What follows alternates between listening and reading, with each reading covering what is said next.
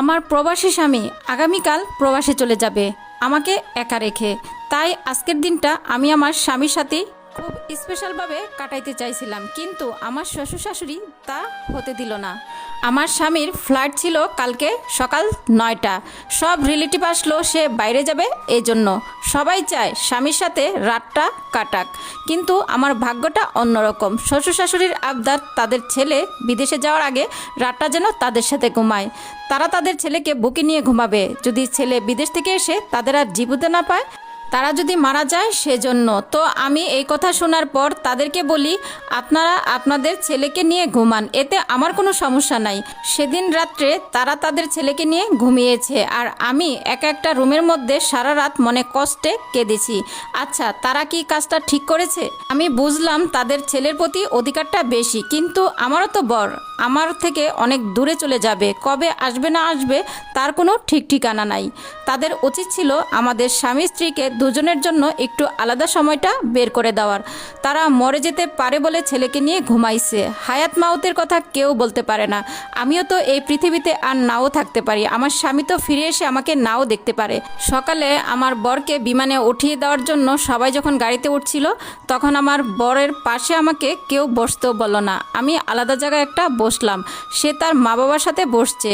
হঠাৎ আমার বর রাগ করে গাড়ি থেকে নেমে গেল। সবাই তখন বুঝতে পারলো যে সে হয়তো আমাকে তার পাশে চাচ্ছে। তখন সবাই মিলে আমাকে তার পাশে বসালো। আমরা সারা রাত একসাথে বসে হাতের উপর হাত রেখে গল্প করতে করতে যাই। এয়ারপোর্টে পৌঁছানোর পর আমার বর সবার থেকে একটু দূরে আমাকে নিয়ে গিয়ে বলে, তুমি রাগ করো না প্লিজ, আমি তো সারা জীবন তোমারই আছি, তোমারই থাকবো। তবে কষ্টটা কখনো কোনোদিনও ভুলবো না। বুকের মাঝে একটা শূন্যতা রয়েই গেল। আমার স্বামী আমার চোখের পানি মুছিয়ে দিয়ে কপালে আলতো করে একটা চুমু দিয়ে আমাকে জড়িয়ে ধরে বলল, দেখো তুমি টেনশন করো না, চিন্তা করো না, কান্নাকাটি করো না, আমি তোমার বুকে ফিরে আসবো ইনশাল্লাহ, তুমি আমার জন্য দোয়া করো। আমার শাশুড়ি হঠাৎ করে তার ছেলের হাত ধরে টেনে বলতেছে, কি হলো, এত ন্যাকামি কিসের, কান্নাকাটি কেন করতেছো? দেখতেছো না আমার ছেলে প্রবাসে চলে যাচ্ছে, তুমি কান্না করে আমার ছেলের মনটাকে নষ্ট করে দিচ্ছ কেন? আমি নীরবে দাঁড়িয়ে দাঁড়িয়ে কান্না করছিলাম আর ভাবছিলাম আমার মনের শূন্যতাটা আমি কাউকে বোঝাতে পারবো না।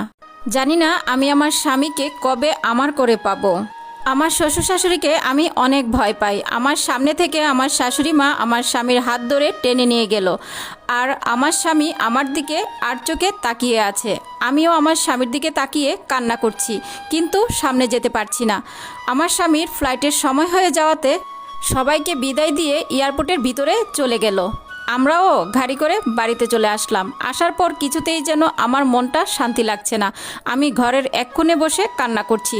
তো আজকের গল্পটা কেমন লাগছে অবশ্যই কিন্তু কমেন্টে জানাবেন। বাস্তবতার সাথে মিল রেখে আজকের ভিডিওটা বানানো। এরকম অনেক সংসারই আছে এরকমটা হয়ে থাকে, তবে সব সংসারে এরকমটা হয় না বা সবাই একরকম না।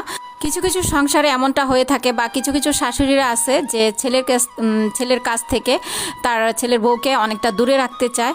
এটা ভুল করে আপনারা করবেন না। ভিডিওটা বেশি বেশি করে শেয়ার করে সবাইকে দেখার সুযোগ করে দিবেন, তাহলে হয়তোবা সবাই সচেতন হবে। আর ছেলের বউদেরকে কেউ কষ্ট দিবেন না আমার অনুরোধ থাকলো। তো সবাই ভালো থাকেন, সুস্থ থাকেন, আর ভিডিওতে কমেন্ট করতে ভুলবেন না, লাইক দিতে ভুলবেন না। ভালো থাকেন সবাই, আল্লাহ হাফেজ।